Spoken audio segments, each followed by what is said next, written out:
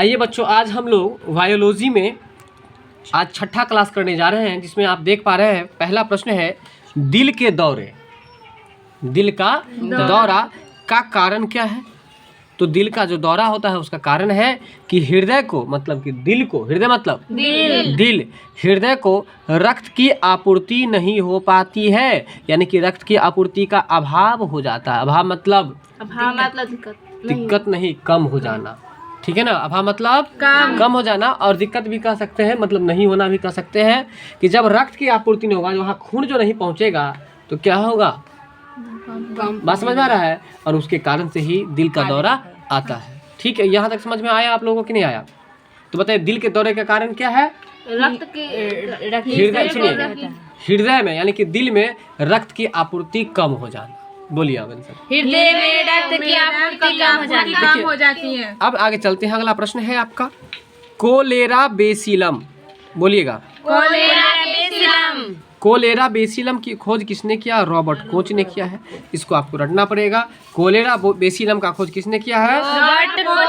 Robert Koch ने किया है। ठीक है, अब देखिए बताते हैं कोलेरा कोच, कोलेरा कोच। तो देखिए कोलेरा कोच है, तो कहने का मतलब कि कोलेरा से कोच याद आएगा तो रॉबर्ट भी याद आ जाएगा आप लोग को। तो इसलिए याद रखिए कि कोलेरा बेसिलम जो है इसका खोज किसने किया है? रॉबर्ट कोच ने किया है। किसने किया है? तो आप लोग इसको देख करके फटाफट से दो चार बोलेंगे कि कोलेरा बेसिलम का खोज रॉबर्ट कोच ने किया है। बोलिए फटाफट। तो अब आप लोग बताएंगे कि कोलेरा बेसिलम की खोज किसने की थी? अगर क्वेश्चन ऐसे पूछ दे कि रॉबर्ट कोच ने किसकी खोज की थी? बहुत अच्छा, चलते हैं अगले प्रश्न पर। अब देखिए कैंसर की निदान के लिए, निदान मतलब समझते हैं ना, उसकी हल निकालने के लिए, सुधार करने के लिए, मतलब कि कैंसर को खत्म करने के लिए कौन सा परीक्षण क्या आता है? परीक्षण मतलब होता है टेस्ट, मतलब कि जांच। टेस्ट मतलब जांच। तो कौन सा जांच किया जाता है? तो जांच का नाम है जीववृत्ति परीक्षा। बोलिएगा जीववृत्ति परीक्षा। कैंसर के जांच के लिए कौन सा परीक्षण किया जाता है? जीववृत्ति परीक्षा, और उसको हम लोग अंग्रेजी में कहते हैं बायोप्सी। बोलिएगा बायोप्सी।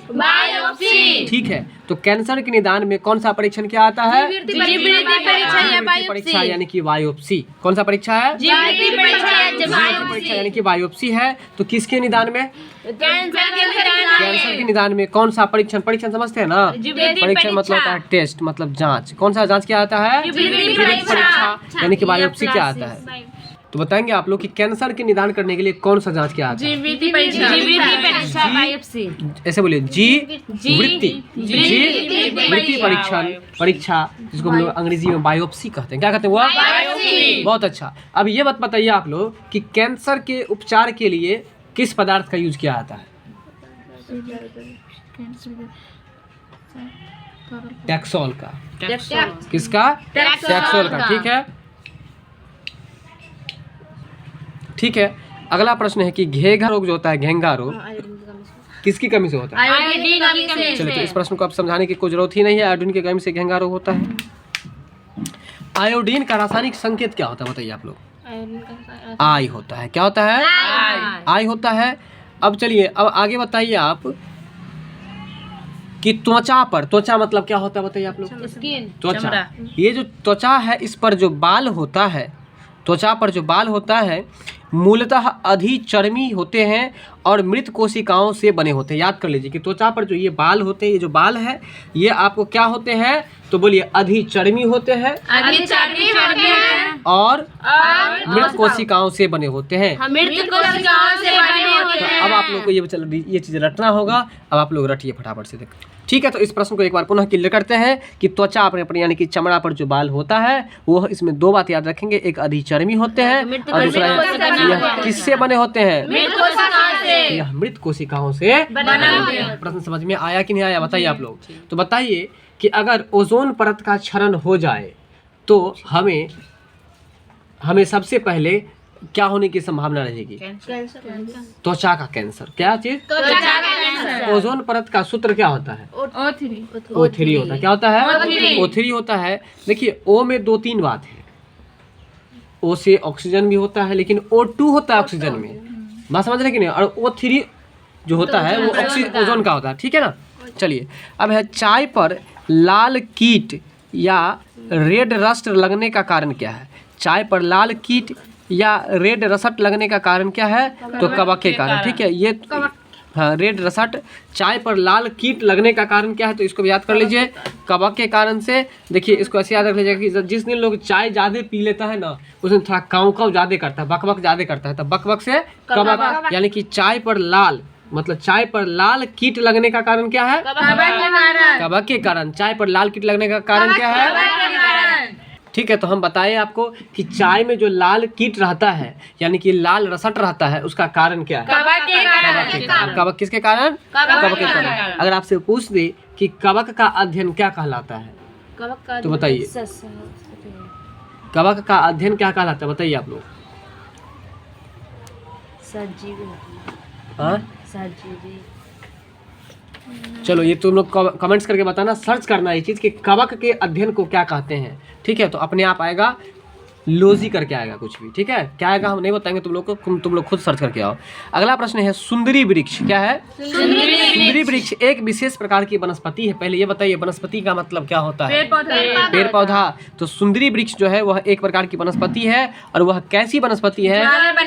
वनस्पति है सुंदरी वृक्ष। देखिए सुंदर आदमी सब जो रहता है ना, तो उसको अपने आप पर गुमान रहता है, तो समझिए कि उसको ज्वार थोड़ा ज़्यादा उठता है। बात समझ में आ रहा है? इसलिए याद कर लीजिए कि सुंदरी वृक्ष जो है एक प्रकार की विशेष वनस्पति है। तो यह कैसी वनस्पति है? ज्वारीय वनस्पति है। ट्रिक क्या बताया कि सुंदर आदमी को ज्वाला थोड़ा कुछ ज़्यादा उठेगा, गर्मी शरीर में ज़्यादा ही रहता है, उसको पैसा की गर्मी हो चाहे जिस चीज़ की गर्मी हो, लेकिन कुछ ज़्यादा ही अभिमान रहता है। इसलिए याद कर लीजिए सुंदरी वृक्ष जो है वह किस प्रकार की वनस्पति है? ज्वारीय वनस्पति है। सुंदरी वृक्ष किस प्रकार की वनस्पति है? चलिए अगला प्रश्न है। ठीक है, अब आपका अगला प्रश्न है एमनी ओसेटिसिस। जरा ध्यान दीजिए, ये बहुत ही अच्छा चीज़ आप लोग पढ़ने जा रहे हैं। इससे पहले उसका हिंदी जानते थे, आज अंग्रेजी भी जान लीजिए। भ्रूण परीक्षण जानते थे आप लोग कि नहीं? भ्रूण परीक्षण क्या होता है? जब बच्चों का जांच गर्भकाल में ही किया जाता है उसे हम भ्रूण परीक्षण कहते हैं। परीक्षण का अंग्रेजी क्या होता है? टेस्ट होता है। जस्ट बताया था ना, परीक्षण का अंग्रेजी क्या होता है? टेस्ट होता है या जांच होता है। बात समझ में आ रहा है? तो भ्रूण परीक्षण का जो अंग्रेजी होता है, बोलिएगा जरा मेरे साथ साथ, एमनी ओसेटी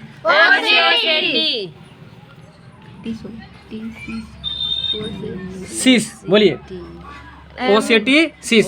ओसेटिसिस। फिर से बोलिए एमनी ओसेटिसिस। फिर से बोलिए। देखिए थोड़ा आप लोग गड़बड़ी कर रहे हैं, जरा देख के बोलिए।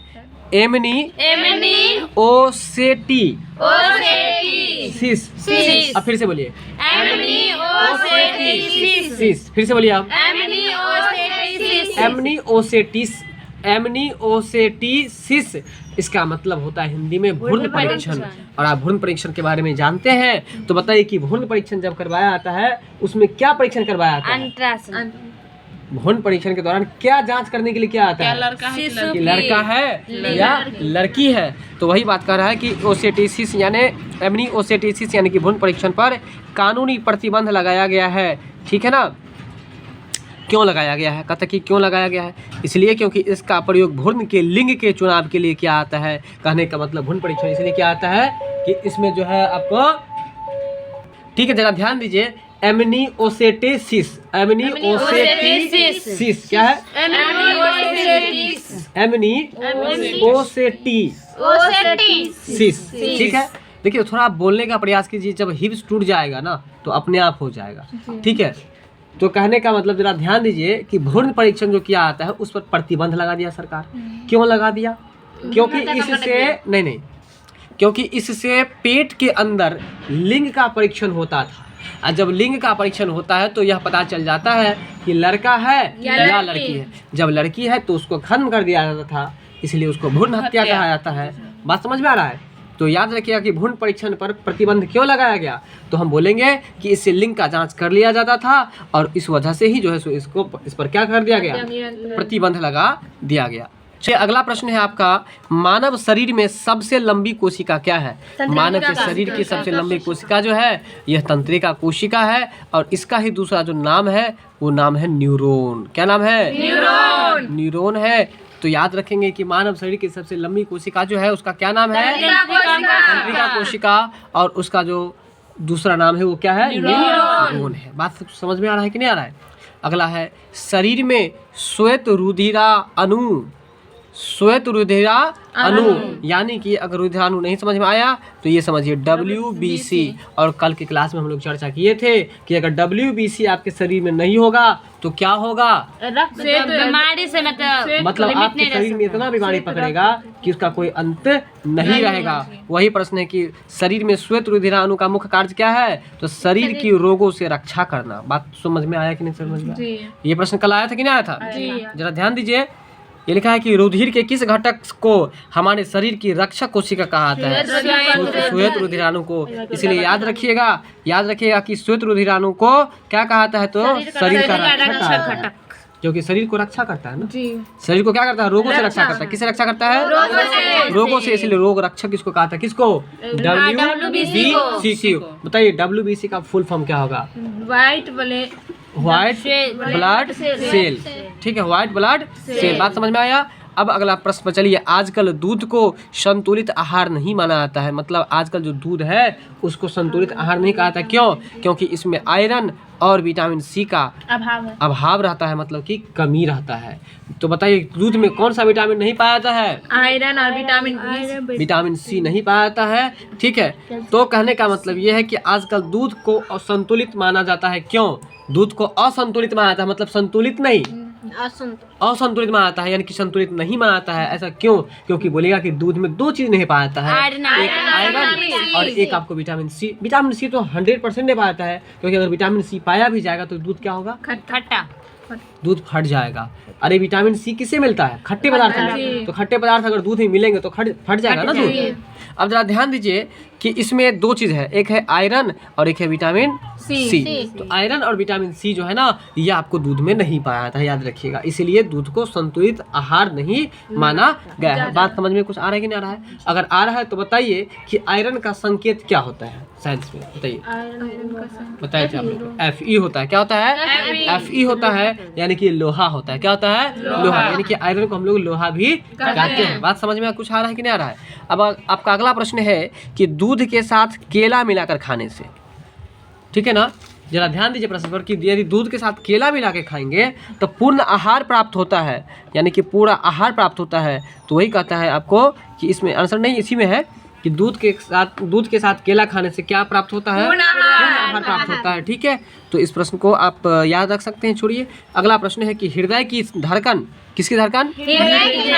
हृदय की धड़कन लगभग समय लगता है, मतलब एक बार जो धड़कता है तो कितना समय लगता है? देखिए जरा आप 0.8 सेकेंड, मतलब कि 8 सेकेंड से भी कम समय लगता है।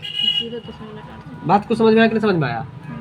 तो याद रखिएगा कि हृदय की धड़कन को लगभग कितना समय लगता है? 0.8 सेकेंड। ठीक है, तो इस प्रश्न को भी आप याद रखिएगा। अगर आपसे प्रश्न पूछ दे कि मनुष्य का जो धड़कन है दिल का, वह 1 मिनट में कितना बार धड़कता है?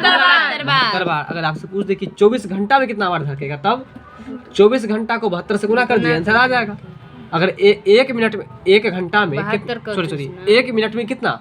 72। तो 60 मिनट बराबर 1 घंटा। तो पहले 1 घंटा का निकाल लीजिए, तो 60 को गुना कीजिएगा किससे?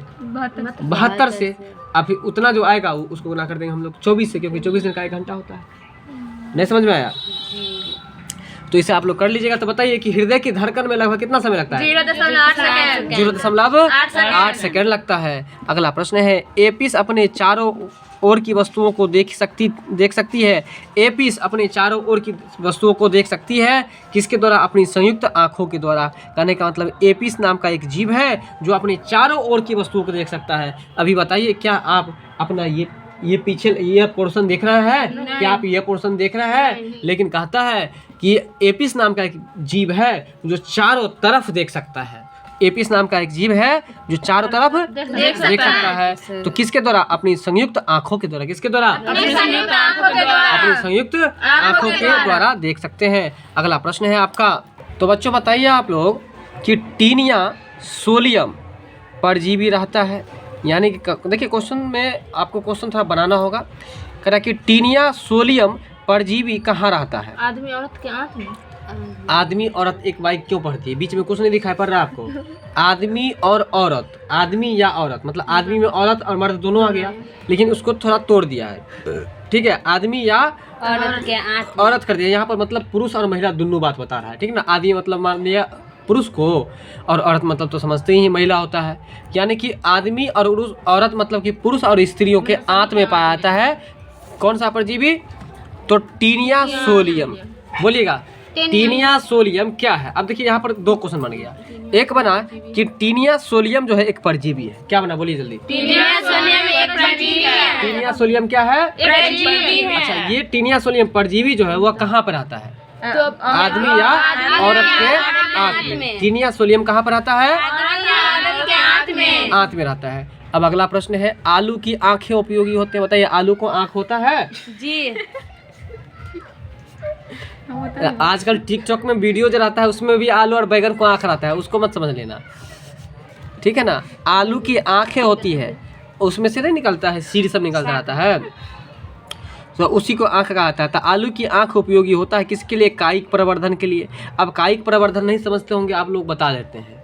जैसे गन्ना को आप काट काट के दबा देते हैं तो पेड़ निकल आता है, ठीक उसी तरह से आप आलू को काट काट के जो दबाते हैं, आँख वाला भाग से जो निकलता है उसी को कहा जाता है। मतलब देखिए, मतलब किसी भी उत्पाद, मतलब कि कुछ जैसे उत्पाद का मतलब जैसे कि आलू, गन्ना, इसके अलावा और भी बहुत सारे ऐसे पेड़ होते हैं जिसको आप उसको कट करके, मतलब उसके फल को कट करके ना आप अगर दबाते हैं तो पेड़ निकल आता है, तो उसी को कहता है कायिक प्रवर्धन, ठीक है? जैसे कि ये काम दो में खास करके जो आप लोग देखते हैं, एक आलू में और दूसरा आपको गन्ना में, याद रखिएगा। ये कायिक प्रवर्धन के माध्यम से वृद्धि करता है, ठीक है ना?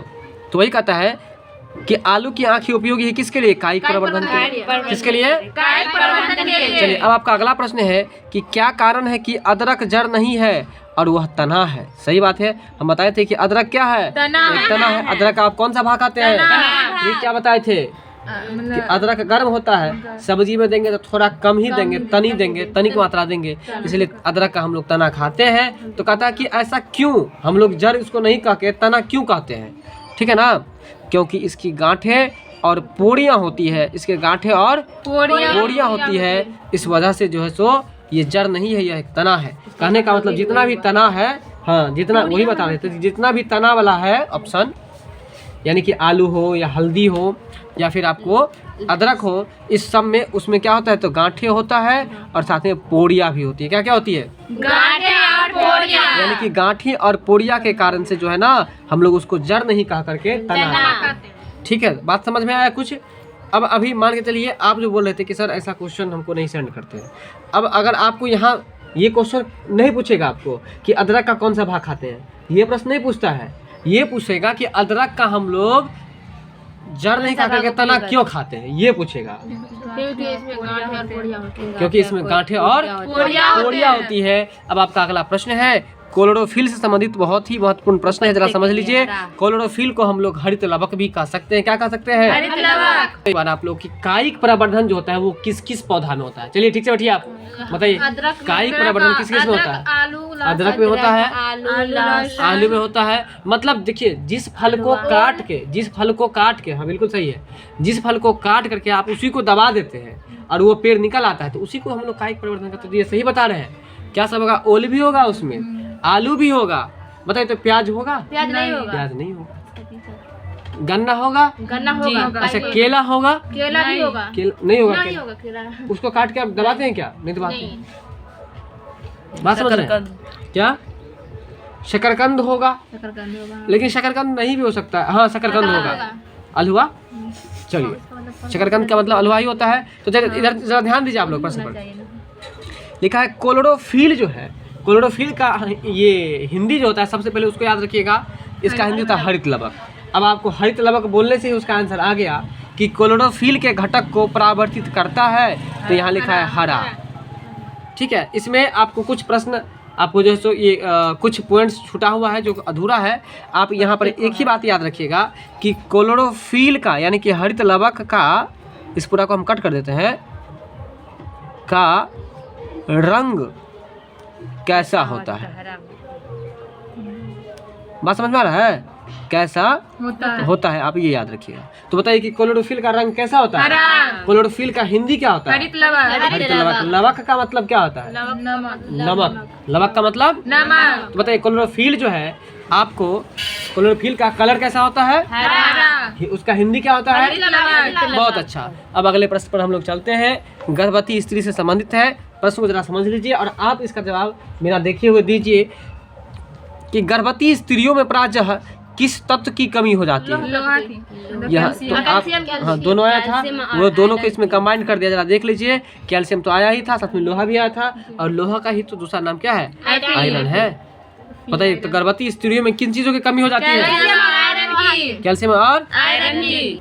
तो बताइए गर्भवती महिला में किन चीजों की कमी हो जाती है? बहुत अच्छा। अब अगला प्रश्न है कि आयोडीन नमक। अब आयोडीन नमक देखने से एक चीज याद आ गया हमको, बताइए तो क्या हम बोलने वाले हैं कि आयोडीन की कमी से कौन सा रोग होता है? ढींगा रोग होता है। देखिए रिकेट्स डी की कमी से होता है, विटामिन डी की कमी से। अगला प्रश्न है कि आयोडीन नमक मानव शरीर में उपयोगी है, क्यों उपयोगी है भाई? तो वह अबटू ग्रंथियों के काम को नियंत्रित करता है। इसको जरा रटना पड़ेगा, आप लोग इस चीज़ को रटिए कि आयोडीन नमक मानव शरीर में उपयोगी है। तो क्यों है भाई? क्योंकि वह अबटू, यानी अबटू को हम अंग्रेजी में थायराइड ग्रंथि कहते हैं, तो वह अबटू ग्रंथियों के काम को नियंत्रित करता है, मतलब कि कंट्रोल करता है। फटाफट से इसको आप लोग रटना शुरू। बताइए प्रश्न एक कि थायराइड ग्रंथि के माध्यम से कौन सा हार्मोन निकलता है? बताइए। Thyroxine hormone. कौन सा हार्मोन है? Thyroxine hormone. और थायराइड ग्रंथि कहाँ पाया जाता है? गला में। कहाँ पाया जाता है? गला में। चलिए अब आपका अगला प्रश्न है प्रतिजैविक। देखिए प्रतिजैविक नहीं समझते होंगे आप लोग, लेकिन इसका अंग्रेजी सबको पता होगा। बताइए A to Z बच्चों को पता होगा। प्रतिजैविक मतलब होता है एंटीबायोटिक। बताइए जानते हैं कि नहीं जानते हैं? एंटीबायोटिक जानते हैं ना? उसी का हिंदी क्या होता है? प्रतिजैविक होता है। तो प्रतिजैविक क्या होता है? तो किसी जीवित जीव द्वारा संश्लिष्ट कोई यौगिक या जो रोगाणुओं के विकास को बाधित करता है। आप जो एंटीबायोटिक खाते हैं, क्यों खाते हैं? क्योंकि वह रोग से, मतलब रोगाणु जो है, रोगाणु मतलब क्या? रोग पैदा करने वाला अणु। रोग पैदा करने वाला जो आपको रहता है अणु, यानी कहने का मतलब समझिए एक तरह से जीवाणु, विषाणु, फलना चिना जो कुछ भी है, वो हम लोग जब एंटीबायोटिक खिलाते हैं तो उसको क्या करता है? वो उसको मार देता है। एंटीबायोटिक खिलाने से वो जो जीव बढ़ता रहता है, जैसे मान लीजिए कोई बीमारी किसी को होता है ना, किसी को सर्दी हो गया, तो सर्दी जो होता है तो उसमें जो सूक्ष्म जीवाणु सब जो बढ़ता है, पैदा लेता है, उस पैदा को ना रोक देता है। कौन? एंटीबायोटिक। वो टैबलेट में, हाँ उसमें ये पावर होता है कि वह जो है सो उस जीवाणु को बढ़ने मतलब वृद्धि नहीं करने देता है, जनसंख्या नहीं बढ़ाने देता है, उसको मार देता है। तब हमारा तबीयत तुरंत ठीक हो जाता है। नहीं समझ में आया? समझ में आया बात कि नहीं समझ में आया? अब जैसे कि देखिएगा कि अगर कोई जख्म हो जाता है, उस जख्म में भी एंटीबायोटिक दिया जाता है। किसी को अगर घाव हो गया तो कहता है कि मेगा पेन खा लो, मोनोसेप का इंजेक्शन देता है। ऐसा क्यों करता है? क्योंकि जख्म होने के बाद उस जख्म में कीड़ा बनता है, और उस कीड़ा जख्म में था ज़्यादा कीड़ा बनता है, क्योंकि जख्म जो होता है वो खुला हुआ भाग होता है ना, और खुला हुआ भाग में बाहर से भी आता है कीड़ा और अंदर का भी रहता है। तो उसको रोकने के लिए उसको भाई एंटीबायोटिक समझ देता है। जब किसी को कोई कट कुट जाता है तो उसमें एंटीबायोटिक दिया जाता है। क्यों? क्योंकि कटा हुआ पदार्थ में ना कुछ ज़्यादा ही इन्फेक्शन होने का डर रहता है, इसलिए एंटीबायोटिक दिया जाता है कि वो तुरंत सूख जाएगा। नहीं समझ में आ रहा है मेरा बात? तो बताइए एंटीबायोटिक का हिंदी क्या होता है, ये बताइए आप लोग। तो बताइए ध्यान दीजिए, प्रतिजैविक क्या होता है? तो किसी जीवित जीव द्वारा संश्लिष्ट कोई यौगिक जो रोगाणुओं के विकास को बाधित करता है। बाधित करना मतलब रोकना, बाधित करना मतलब रोकना, यानी कि रोगाणुओं के विकास को बाधित करता है। ठीक है ना? किसी जीवित जीव द्वारा संश्लिष्ट यौगिक है ना, क्या है? तो किसी जीवित जीव द्वारा संश्लिष्ट कोई यौगिक है जो रोगाणुओं के विकास को क्या करता है? बाधित करता है, और इससे आपके शरीर में रोग आगे नहीं बढ़ पाता है। बात समझ में आया कि नहीं? अगला प्रश्न है किस ग्रंथि को है ना मास्टर ग्रंथि कहते हैं? तो बताइए आप लोग, मास्टर ग्रंथि जो कहते हैं किसको कहते हैं? पीयूष ग्रंथि कहते हैं। पीयूष किसको कहते हैं? तो मास्टर ग्रंथि को हम लोग आपको, मास्टर ग्रंथि किस ग्रंथि को कहते हैं? तो पीयूष ग्रंथि। किसको कहते हैं? चलिए बताएंगे आप लोग। प्रश्न है कि मास्टर ग्रंथि किसको कहता है? पीयूष ग्रंथि को कहता है, याद रखिएगा आप लोग। ठीक है, अब आगे है जीरो पैथेलीमिया एक हीनताजन्य रोग है। ठीक है। अब देखिए यहाँ पर 2 प्रश्न बन रहा है, तो बोलिएगा जीरो फैथेलीमिया, बोलिए जीरो फैथेलीमिया क्या है? तो यह एक हानिकारक रोग हीनता जन्य रोग है। देखिए हीनता जन्य रोग क्या होता है समझ लीजिए। देखिएगा बहुत सारे व्यक्ति जो है ना एक दूसरे से घृणा करता रहता है, हीन भावना से एक दूसरे को देखता है, उसी को कहता है हीनता जन्य रोग। नहीं समझ में आया? जी। अरे किसी पेशेंट को ही देखिए कि कोई बीमारी हुआ रहता है ना तो लोग उससे थोड़ा हट के रहता है, वही तो हुआ हीनता जन्य रोग। बात समझ में आ गया? तो जी यहाँ लिखा है आपको कि जीरो फैथेलेमिया जो है वो क्या है? हीनता जन्य रोग है। क्या है? एक हीनता जन्य रोग है। ठीक है। अब यह किसकी कमी से होता है? तो विटामिन ए की कमी से। तो यहाँ पर 2 प्रश्न बना कि जीरो फैथेलेमिया क्या है? तो यह एक हीनता जन्य रोग है। दूसरा प्रश्न ये बना कि हीनता जन्य रोग, ये जो आपको जीरो फैथेलेमिया रोग है वह किसकी कमी से होता है? तो बताइए, तो बताएंगे आप लोग कि विटामिन ए की कमी से कौन सा रोग होता है? रतौंधी भी होता है, और साथ में अभी भी तो देखिए जीरो फैथेलीमिया लीमिया रोग भी होता है, जीरो फैथेलीमिया रोग भी होता है जो कि विटामिन ए की कमी से होता है। बात समझ में आ रहा है कुछ? अब आगे चलिए। मानव के शरीर में सामान्य कोशिका में गुणसूत्रों की संख्या कितनी होती है? आज बताए थे ना, गुणसूत्रों की संख्या कितनी होती है? 46 होती है। और कितना जोड़ी? 23 जोड़ी होती है। बात समझ में आ रहा है? याद रखिएगा कभी भी गुणसूत्र जो रहता है वो हमेशा जोड़ा में रहता है, इसलिए गुणसूत्र को ऐसे लिखा जाता है। देखिए एक्स वाई, या फिर वाई एक्स, या फिर ऐसे भी लिख सकते हैं। कैसे? एक्स एक्स, महिलाओं का भी एक्स, पुरुषों का भी एक्स, महिलाओं का एक्स, पुरुषों का वाई। बात समझ में आ रहा है? तो जोड़ा में रहता है, इसलिए इसको जोड़ा में बोला जाता है। तो इसका 23 जोड़ा आंसर होता है। जब 23 जोड़ा में नहीं बोलेगा तो 46 होगा, क्योंकि एक जोड़ा बराबर कितना पीस? 23 एक जोड़ा बराबर कितना पीस? 12 एक जोड़ा में केवल 2 पीस होता है। आप चप्पल जो पहनते थे कितना जोड़ा पहनते हैं? 1 जोड़ा। ये भी नहीं पता आप लोग को? 1 जोड़ा। बात समझ में आ रहा है?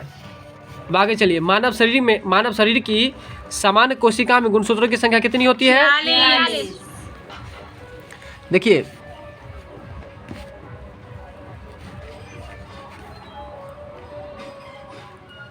चलिए इतना याद रखिएगा। बोलिए मानव शरीर में गुणसूत्रों की संख्या होती है 46। कितना? 46 होती है। और कितना जोड़ी? 23 जोड़ी। बात समझ रहे हैं? आगे है पाचन प्रक्रम में, किसमें? पाचन प्रक्रम में। नहीं सॉरी, एक क्वेश्चन छूट गया। देखिए लिखा है जल, वसा, विभिन्न अपचयी अपशिष्टों का उत्सर्जन किसके द्वारा होता है? यानी कि देखिए जल का उत्सर्जन, उत्सर्जन मतलब क्या होता है? उत्सर्जन मतलब निकलना। अब देखिए ये लड़का अभी थोड़ी देर के लिए धूप में चले जाएगा तो इसके त्वचा से क्या निकलेगा? जल, पसीना निकलेगा, यानी कि जल निकलेगा। तो वही कहता है कि जल चाहे वसा। अब देखिए सुबह सुबह आप उठते हैं और आपके आंख में उजला उजला ये रहता है, वो क्या रहता है? वसा रहता है। क्या रहता है? वसा। तो देखिए जल, वसा और विभिन्न अपचयी अपशिष्ट पदार्थ जो उत्सर्जित होते हैं वो किसके द्वारा होते हैं? त्वचा के द्वारा। किसके द्वारा?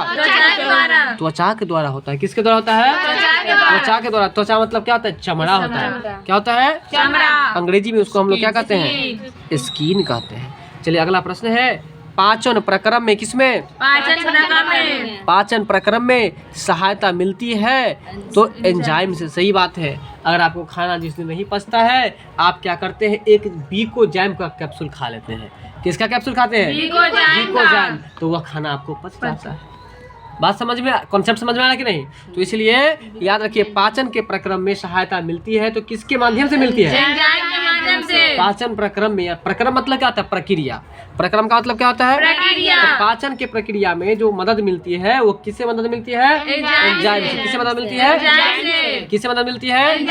एंजाइम से मदद मिलती है। तो याद रखिएगा कि आप लोग को जब पेट फूल जाता है देखिएगा कि पेट से केवल दाना निकलता है, जैसे खाए थे वैसे ही निकलता है। तो उस परिस्थिति में हम लोग को कौन सा टैबलेट, कौन सा कैप्सूल दिया जाता है? बीकोजैम बोल दी, यूनिजैम। कौन सा जैम? यूनिजैम दिया जाता है। बात समझ में आ रहा है? अगला प्रश्न है कार्बोहाइड्रेट शरीर में क्या प्रदान करता है? कल बताया ऊर्जा। कार्बोहाइड्रेट क्या प्रदान करता है? कार्बोहाइड्रेट के अलावा और कौन सा चीज है जो ऊर्जा प्रदान करता है? नहीं, कल पढ़े थे वसा, क्या पढ़े थे? कल ही पढ़े थे हम लोग कि कार्बोहाइड्रेट के अलावा और कौन सा चीज है जो ऊर्जा प्रदान करता है? ठीक है, तो वसा याद रखिएगा। चलिए अब चलते हैं अगले प्रश्न पर। यह है कार्बोहाइड्रेट के अलावा हमारे शरीर में ऊर्जा प्रदान करता है कौन चीज? तो वसा। ठीक है, समझ में आ गया। इसके बाद आपका अगला प्रश्न है कि कार्बोहाइड्रेट में किस रूप, कार्बोहाइड्रेट शरीर में कहाँ पर? शरीर किस रूप में संचित रहता है? संचित का मतलब क्या होता है? जमा रहना। संचित का मतलब जमा रहना। किस रूप में जमा रहता है? तो याद रखिएगा ग्लाइकोजन के रूप में। किसके रूप में? किसके रूप में? कार्बोहाइड्रेट, कार्बोहाइड्रेट जो है शरीर में किस रूप में संचित रहता है? ग्लाइकोजन के रूप में। कार्बोहाइड्रेट शरीर में किस रूप में संचित रहता है? तो ग्लाइकोजन के रूप में। इस चीज को आपको याद रखना पड़ेगा। फिलहाल इसको 2-4 बार आप लोग पढ़ें। बहुत अच्छा। अब आपका अगला प्रश्न है सेब में, किसमें? तो बताइए सेब का अंग्रेजी क्या होता है? एप्पल। बताइए सेब में वह विटामिन जो प्रचुर मात्रा में पाया जाता है, बताइए सेब में कौन सा विटामिन पाया जाता है? Vitamin B12। विटामिन B12 बात समझ में आ रहा है? कौन सा विटामिन पाया जाता है? विटामिन विटामिन B12 पाया जाता है सेब में। इसको ऐसे याद कर लीजिए कि जब आप 1 किलो सेब लीजिएगा ना तो 12 को चढ़ेगा। इसलिए याद कर लीजिए कि सेब में वह विटामिन जो प्रचुर मात्रा में पाया जाता है वह कौन सा है? विटामिन B12 है। यानी 1 किलो लीजिएगा तो 12 को चढ़ेगा, इसलिए विटामिन B12 याद रखिएगा। तो बताइए आप लोग कि मास्टर ग्रंथि किसको कहा? आयोडीन नमक मानव शरीर के लिए उपयोगी क्यों है? क्योंकि यह अवटु ग्रंथि को नियंत्रित करता है, कंट्रोल करता है। अब बताइए कि टीनिया सोलियम जो है वह क्या है? टीनिया सोलियम एक परजीवी है जो कि कहाँ पे रहता है? आदमी या महिला के आंत में रहता है। आजकल दूध को संतुलित आहार क्यों नहीं माना जाता है? नहीं पाता, जिसके कारण से आपको जो है सो है ना, दूध को संतुलित आहार में नहीं रखा जाता है। वीडियो अच्छी लगी हो तो लाइक शेयर सब्सक्राइब जरूर कीजिएगा। Thanks for watching this video.